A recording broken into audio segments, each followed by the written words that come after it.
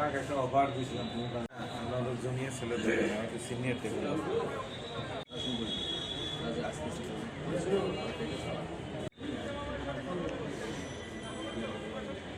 কারো জানি মজা যে পারে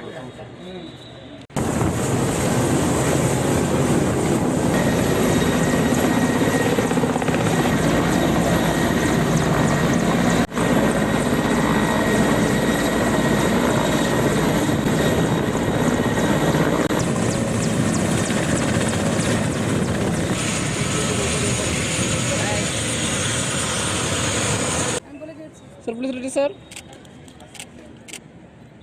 আপনাদের সাথে তো এর আগে আমার ইন্টারাকশন হয়েছে, ওই সময় মনে হয় আপনি জানি যে সব কিছু আল্লাহর মধ্যে